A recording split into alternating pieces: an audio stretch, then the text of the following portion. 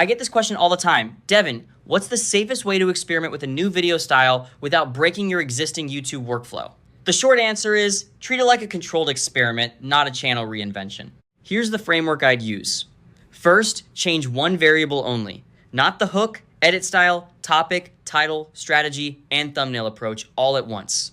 Pick one thing, maybe faster pacing, more FaceTime, heavier B-roll, or a different scripting structure. Second, put the test in a small lane. I usually like 1 out of every 5 uploads. That keeps 80% of your system stable while you learn from the 20%. Third, keep the topic and audience intent consistent. If the subject changes too, you won't know whether the result came from the style or the topic. Fourth, define success before you publish. I look at click-through rate, early retention, average view duration, and production time. If the new style performs about the same or better, and it doesn't create operational chaos, keep testing. If it tanks or slows the team down too much, kill it fast.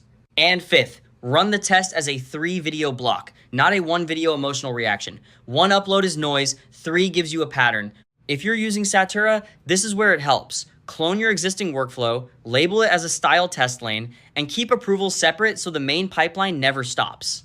That's the safest way to test a new YouTube video style. 1 variable, small batch, fixed review window, then decide.